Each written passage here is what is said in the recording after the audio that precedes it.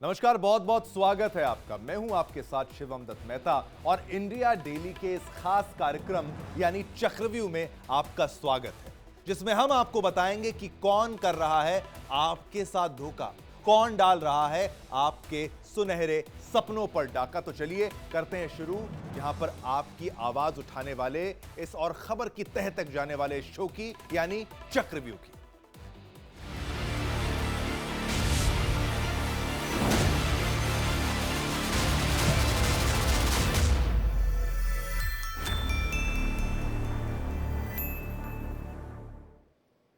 विश्व के मानचित्र पर चमकता नोएडा, जो बड़ी मल्टीनेशनल कंपनी और उद्योगों के लिए जाना जाता है, लेकिन नोएडा की एक अनसुनी कहानी भी है। जिस जमीन पर नोएडा बसा है, उसी जमीन के किसान दशकों तक अपने हकों के लिए लड़ रहे हैं, लेकिन अभी तक उनको अपना हक नहीं मिला है।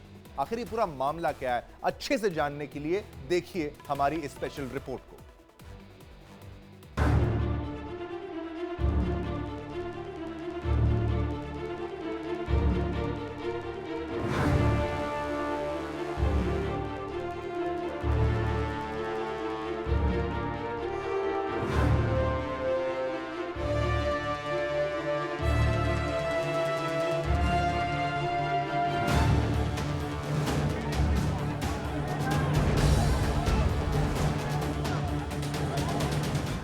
किसानों की जमीन पर बनी ड्रीम सिटी नोएडा पर अब सिर्फ किसानों का हक एक सपना बनकर रह गया है।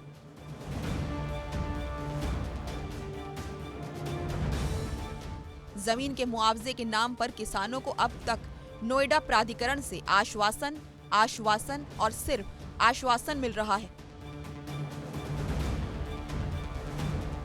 शुरुआती दौर में जब नोएडा बस रहा था तो यहाँ के किसानों को लग रहा था कि उनकी किस्मत के तारे चमक चुके हैं, लेकिन जमीनी स्तर पर हकीकत कुछ और है। नोएडा अथॉरिटी के चक्कर काटते काटते किसान बहुत परेशान हो चुके हैं। बार बार आंदोलन हो रहा है।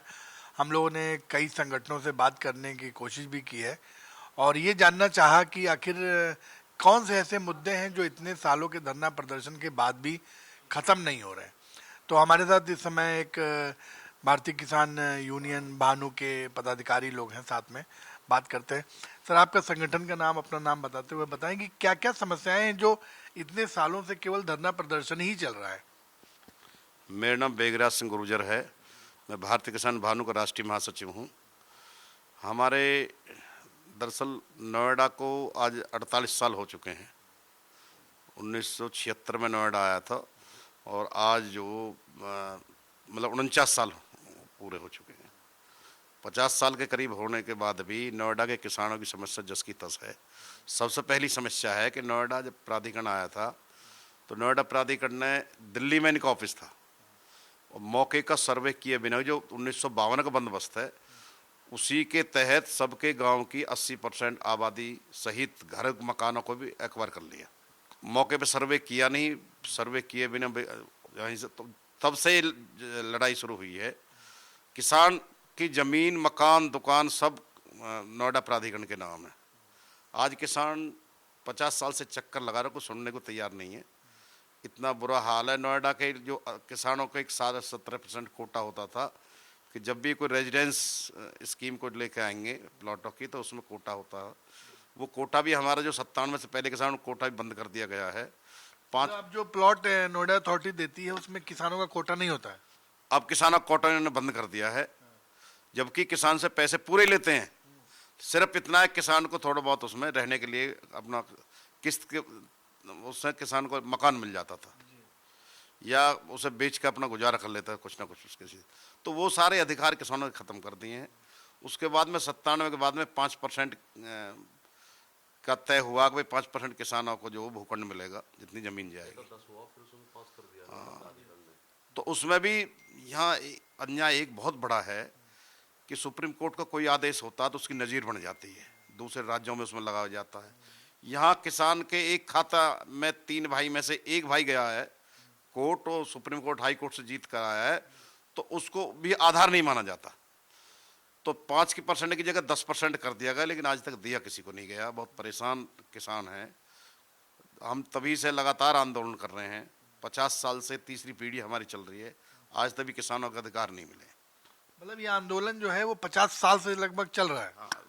तभी से ही जो विरोध होना शुरू हो गया था, तो हम भी 25 साल से, तो हम लगातार 25-30 साल से लड़ाई लड़ रहे हैं। देखा आपने कि जो किसान संगठन है और किसान है यहाँ के, उनका कहना है कि जो सुविधाओं का वादा किया गया था वो सुविधाएं मिल नहीं रही हैं, और सबसे बड़ी बात जो इनका घर है, स्कूल कॉलेजेस जो बहुत पुराने थे, मतलब कई पीढ़ियों पहले, उन पर भी नोएडा का नाम दर्ज है। नोएडा का नाम दर्ज मतलब हो गया कि वो नोएडा अथॉरिटी की प्रॉपर्टी हो गई। तो उससे इन लोगों को बड़ा आक्रोश भी है और मन दुखित भी है कि जिस जमीन पर उन्होंने नोएडा को बसने दिया, उसमें देखा जाए तो अब उन्हीं को अपना ही घर बचाना और अपनी दुकान बचाना, या जो व्यवसाय के लिए इन्होंने बचा रखा है, उन सबको बचाना बहुत मुश्किल हो रहा है। तो इन लोगों की ये सरकार से और नोएडा अथॉरिटी से ये मांग भी रहती है, इसीलिए ये आंदोलन होते हैं कि उनकी बातों को सुना जाए और जो नोएडा प्राधिकरण ने वादे किए थे कम से कम उन्हें जरूर पूरा करें। नोएडा जब बस रहा था तो किसानों को ऐसा लगा कि उनके बच्चों को अच्छी शिक्षा मिलेगी और नौकरी तो मिलना निश्चित ही है। साथ में उनकी जमीनों को जब प्राधिकरण लेगी तो अच्छा दाम मिलेगा।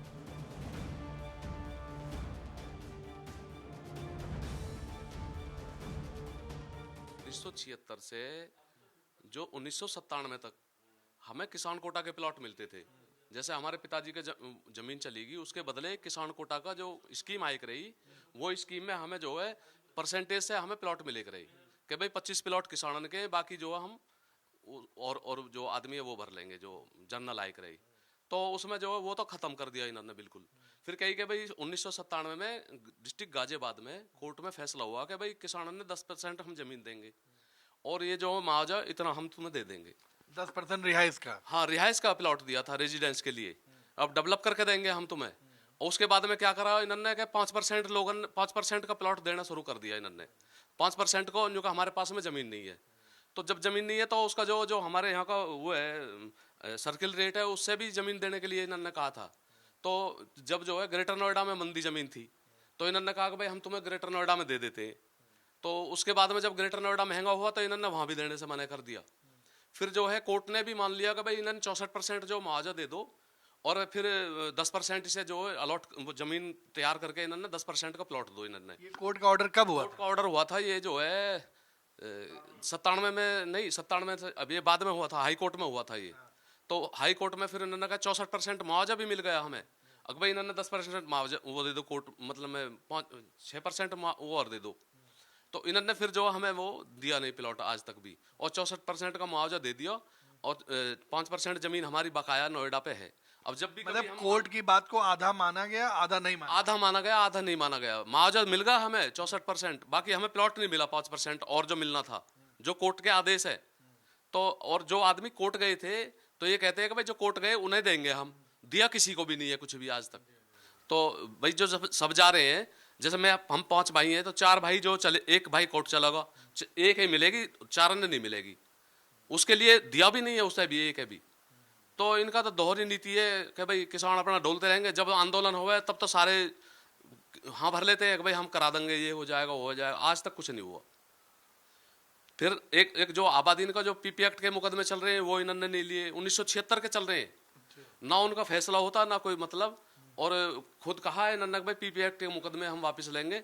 और वे लोग अपनी ना जमीन बना सके, ना उसमें कुछ कर सकते, और आए दिन जो तोड़ फोड़ में खड़े रहते हैं, बस और कुछ भी ना है।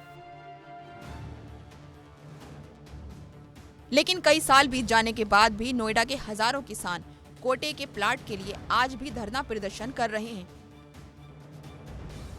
लेकिन अभी तक किसानों को आश्वासन के अलावा कुछ नहीं मिला है। जमीनी हकीकत कुछ और ही है। किसानों की जमीन पर बसा और मतलब आज विश्व के मानचित्र पर नोएडा अंकित है। लोग पूरे विश्व में लोग जानते हैं और यूपी का शो विंडो भी कहा जाता है। लेकिन यहाँ के जो किसान हैं जिनकी ज़मीनों पर नोएडा बसा और बढ़ा, वो किसान आज परेशान है। और लगातार आप सुनते और देखते होंगे कि नोएडा अथॉरिटी के बाहर धरना प्रदर्शन, कभी आंदोलन, कभी महापंचायत।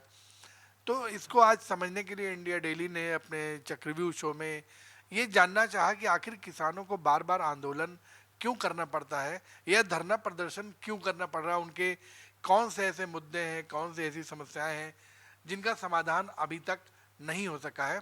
तो आज हमारे साथ कुछ किसान संगठन भी हैं, उनसे बात करेंगे, उनसे जानेंगे कि क्या समस्याएं हैं। इस समय हमारे साथ हैं भारतीय किसान यूनियन मंच के पदाधिकारी हैं, उनसे पूछते हैं कि आखिर कैसी क्या समस्याएं ऐसी रही हैं जिनको लेकर के आप लोग इतने सालों से संघर्ष कर रहे हैं। सर, अपना नाम और संगठन बताते हुए फिर आप समस्याएं बताइए। हमारा संगठन जो है भारतीय किसान यूनियन मंच से है जी, सुरेंद्र प्रधान।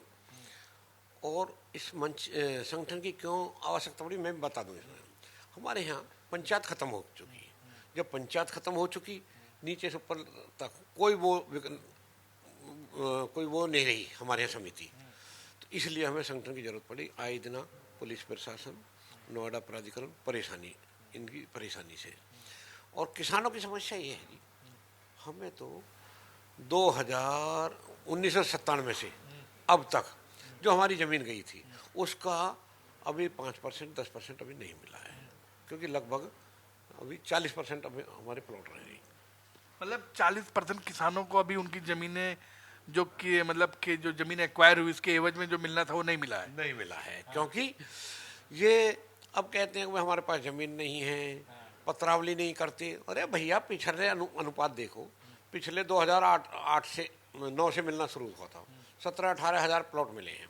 बसपा सरकार में मिले थे 9.5 के करीब, 2008 से 9 से लगभग, और 2016 तक ये 17-18 लाख प्लॉट मिले थे। उसके बाद मुश्किल से 700-800 प्लॉट इन्होंने दिए होंगे, ना तो पत्रावली बना रही जो भी, और पत्रावली नहीं बना रहे। और समस्या ये है भाई, जैसा कि अब कहते हैं कि ज़मीन हमारे पास नहीं है, और ज़मीन तो पहले भी इसमें लैंड यूज चेंज करके देते थे, अब भी दो, क्योंकि अब हमारी ज़मीन तो लाख 2-2 लाख रुपए मीटर बेच रही है, और हमें कह रहे हैं भाई 22 के पैसे ले लो, या ज़मीन हम 20 किलोमीटर दूर जाएं। अब दूर जाने के से हमें कहाँ आने जाने में एक्सीडेंट है, हर परेशानी है।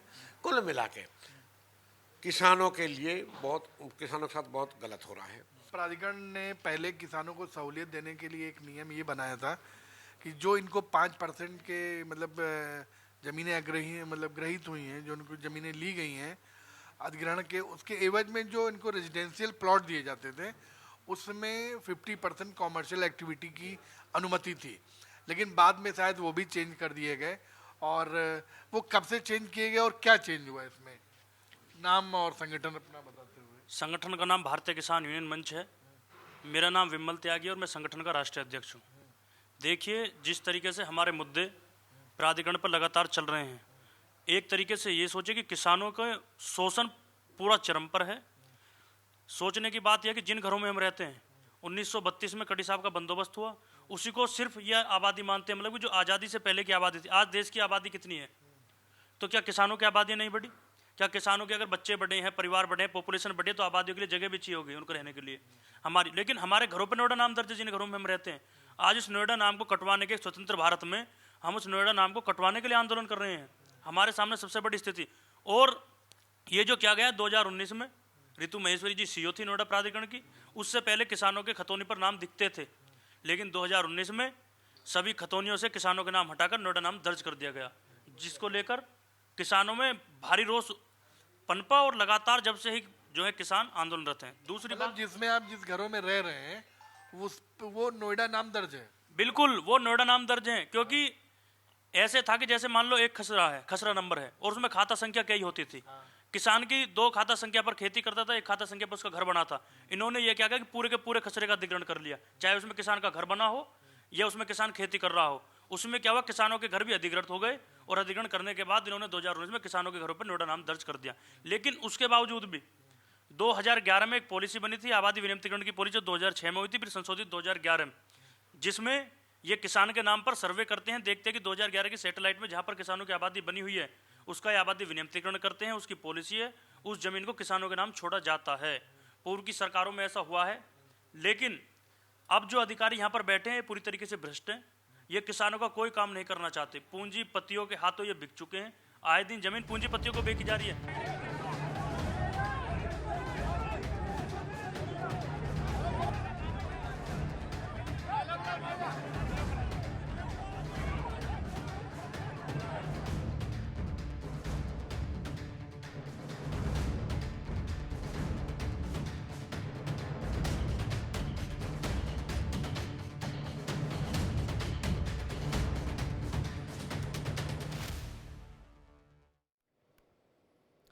अब नोएडा के किसान आज तक अपने हक के लिए क्यों लड़ रहे हैं? जब नोएडा बसना शुरू हुआ था तभी से किसानों के घर, गांव में बने मंदिर, इंटर कॉलेज, सब पर नोएडा का नाम चढ़ता चला गया, जिसके खिलाफ वो आज तक लड़ाई लड़ रहे हैं। उन्होंने प्रशासन से कई मांगे भी की। देखिए रिपोर्ट।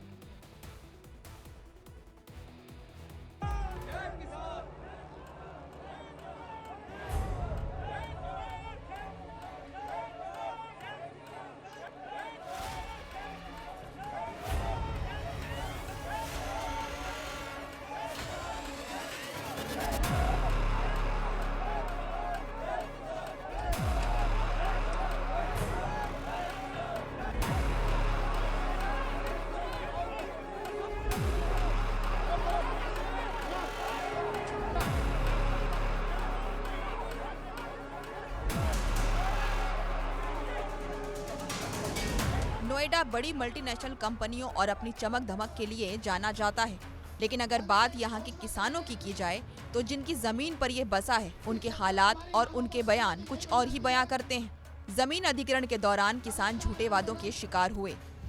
हमारे साथ कुछ किसान संगठन के किसान हैं यहाँ पे, उनसे पूछते हैं कि उनके संगठन का नाम क्या है और क्या समस्याएं हैं। सर, आपका नाम और किसान संगठन अपने नाम बताते हुए। मैं सुखबीर खलीफा, राष्ट्रीय अध्यक्ष भारतीय किसान परिषद। तो क्या समस्याएं हैं जो नोएडा अथॉरिटी पे बार बार किसानों का आंदोलन होता है, धरना प्रदर्शन होता है, लेकिन वो प्रदर्शन मतलब क्या आप लोगों के जो समस्याएं हैं वो समापन हो पाता है, उनका कुछ फल मिलता है कि केवल बार बार प्रदर्शन ही हो रहा है? देखो, बात क्या है, नो लाइफ विदाउट फाइट। हमारा काम है संघर्ष करना, और सही मायने में भारतीय किसान परिषद गौतम बुद्ध नगर में पूरी सच्चाई के साथ में अपने अन्नदाता के लिए लगी हुई है। रही बात अधिकारियों की या सरकारों की मानसिकता की, तो उसको वही बता पाएंगे। निश्चित। तो किन समस्याओं को लेकर के आपको प्रदर्शन करना पड़ रहा है? हमारा मुख्य मुद्दा है 10% का। एक भाई को 5% प्लॉट, दूसरे भाई को 10% प्लॉट। वही ज़मीन, एक ही बाप की औलाद, वही ज़मीन, उसकी भी उतनी ज़मीन गई है, मेरी भी उतनी ज़मीन गई है। उसको 10% प्लॉट मिल रहा है, मुझको 5% प्लॉट मिल रहा है। कोर्ट ने सबके लिए आदेश करा 64.7% अतिरिक्त मुआवजा और 10% प्लॉट, परंतु इन्होंने उसको जो है 64% मुआवजा तो बांटा, परंतु 10% प्लॉट के लिए नकार गए। लगातार किसान संघर्ष में है। तो एक तो हमारा मुख्य मुद्दा है 10% प्लॉट का, दूसरा हमारी आबादी का है। अरे तुमने हमारी जमीन जायदाद सब कुछ ले ली, हमारे घर पर भी तुमने अपना अधिकार कर लिया। ऑफिसों में बैठे बैठे तुमने जो है हमारे घरों के ऊपर नोएडा प्राधिकरण नाम, अपना नाम दर्ज कर लिया। वही लड़ाई चली आ रही है कि अब ये कहते हैं कि हमारी ज़मीन है। जिन घरों में हम 100 साल से 200 साल से रह रहे हैं, अपने घरों को कोई किसान कैसे दे देगा? यही झगड़ा बना रहता है। उसके एवज में ये बोलते हैं आप पे अतिक्रमण है, आपने हमारी ज़मीन कब्जा रखी है। उसके एवज में हमारे 5% के प्लॉट नहीं दे रहे। प्लॉट यही भ्रष्टाचार है। जब प्लॉट नहीं देते हैं तो जो दलाल को या नेताओं को या अधिकारियों को, जो भी हैं, जो उसमें काम कर रहे हैं, उनको अगर वो प्लॉट मिल जाता है तो वो किसान का प्लॉट निकल जाता है, बाकी का प्लॉट नहीं निकलता है।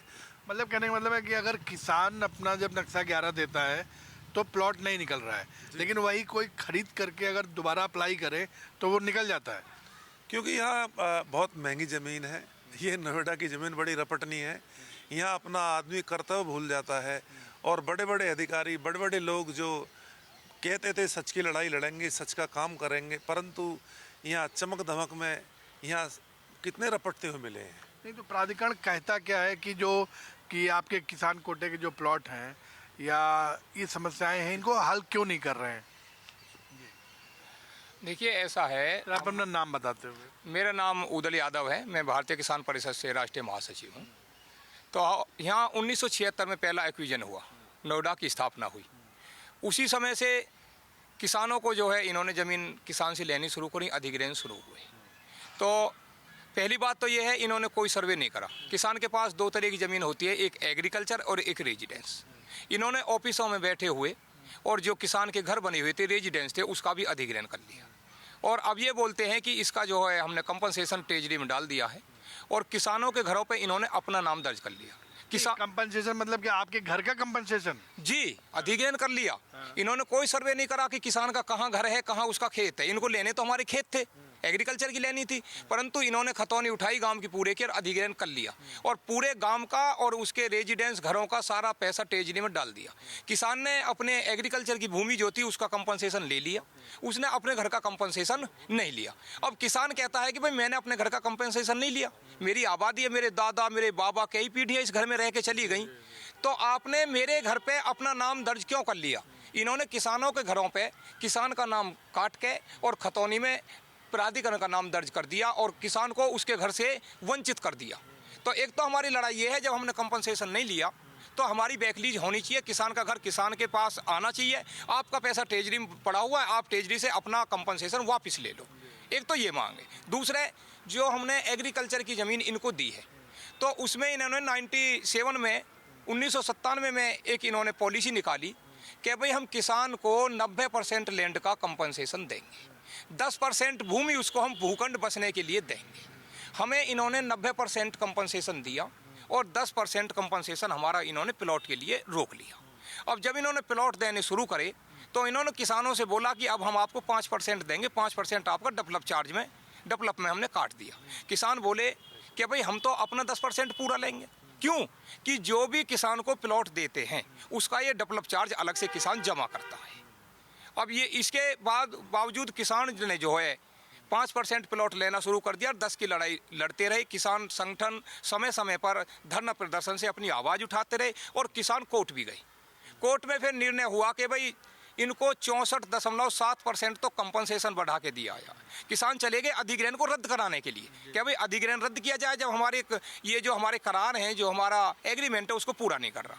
जब वहाँ अधिग्रहण रद्द होने की बात आई तो उसमें फिर किसानों को ये लाभ दिया गया कोर्ट से कि भाई इनको 64.7% तो कंपनसेशन बढ़ा के दिया जाए जो मुआवजा दिया है, प्लस सभी को 5%, 6% और 7%, क्योंकि नोएडा में ये 5% दे रहे हैं, ग्रेटर नोएडा में 6% भूखंड दे रहे हैं और यमुना में 7% दे रहे हैं।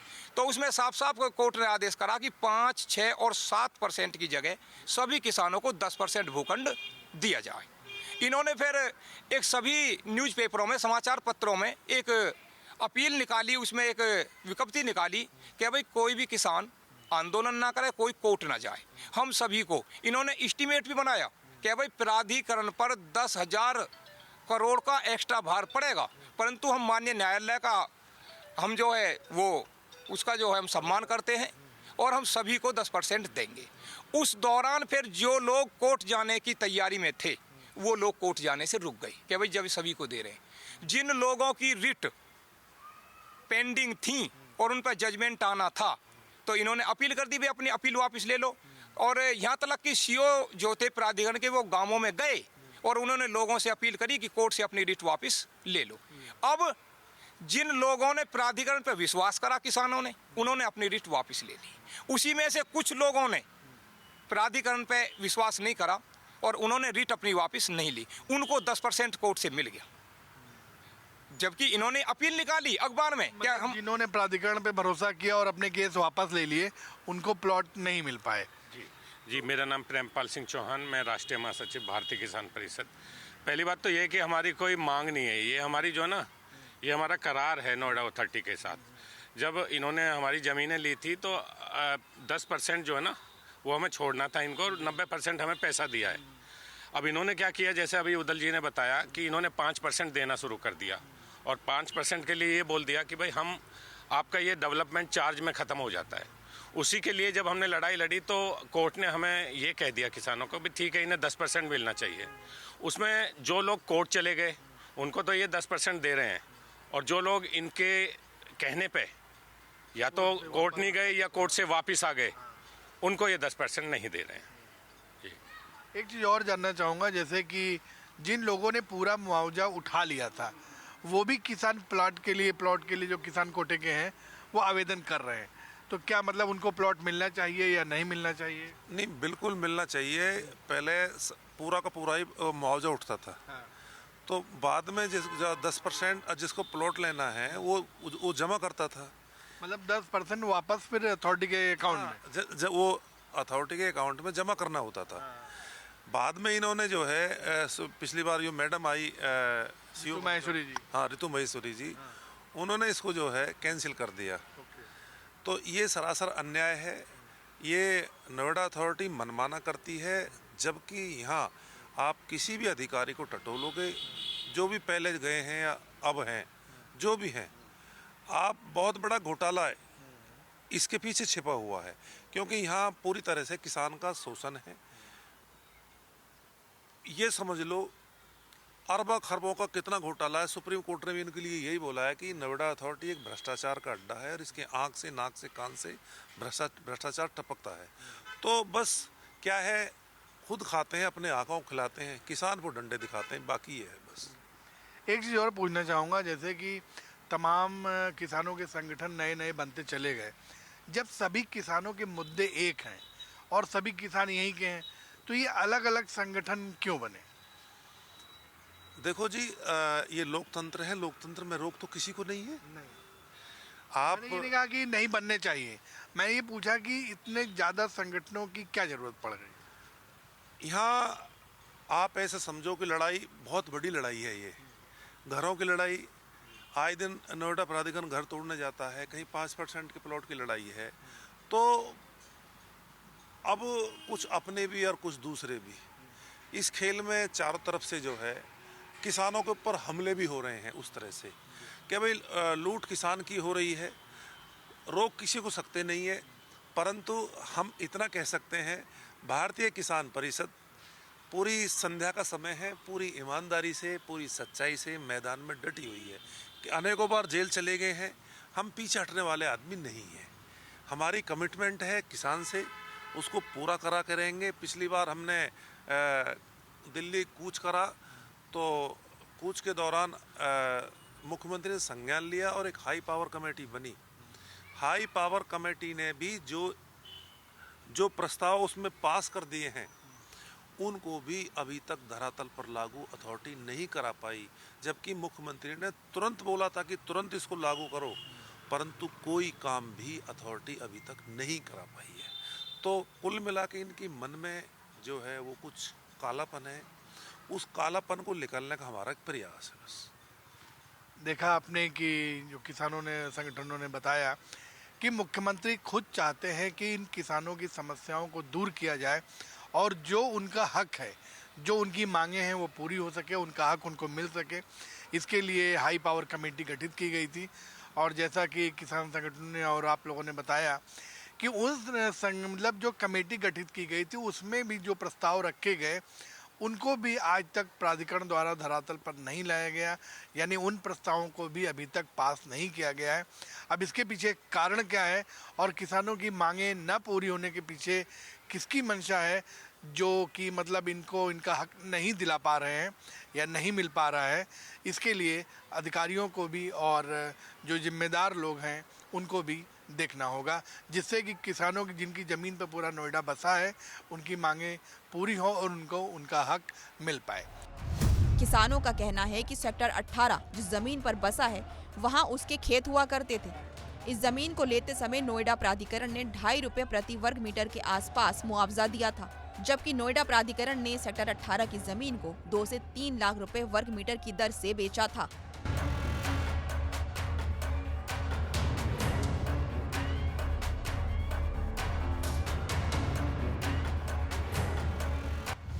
किसानों का दर्द। शुरुआती दौर में किसानों को बहुत कम मुआवजा मिला। सेक्टर 18 जिस जमीन पर बसा है वहां खेत हुआ करते थे। किसानों को 2.5 रुपए प्रति वर्ग मीटर के करीब मुआवजा मिला। प्राधिकरण ने इस जमीन को 2 से 3 लाख रुपए वर्ग मीटर की दर से बेचा। प्राधिकरण ने जमीन बेचकर बहुत ज्यादा मुनाफा कमाया। इस मुनाफे में से किसानों को कुछ नहीं मिला। किसानों ने बताया कि जब नोएडा बस रहा था तो अधिकारियों ने दिल्ली के एसी कमरों में बैठकर नियम बना डाले। जमीनों को जब अधिग्रहित करना शुरू किया तो किसानों के घर, गांव में बने मंदिर, इंटर कॉलेज, सब पर नोएडा का नाम चढ़ता चला गया, जिसकी लड़ाई किसान आज तक लड़ रहे हैं।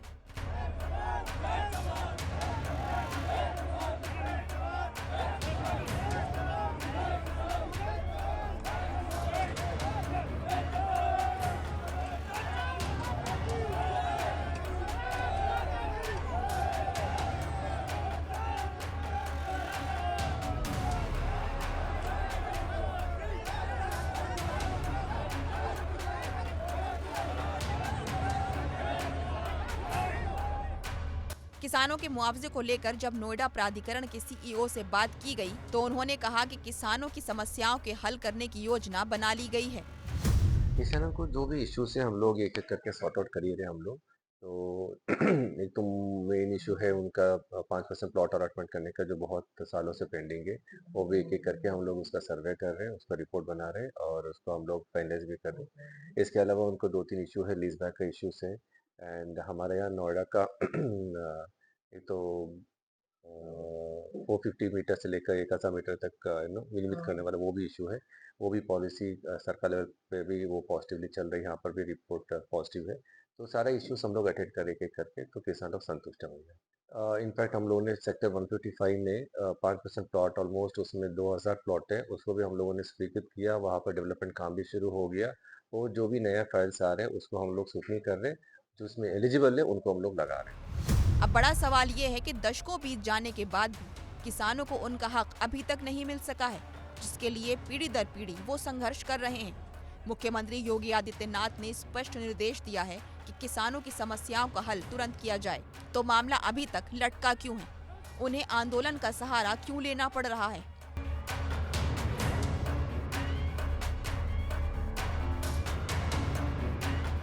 Bureau report, India daily.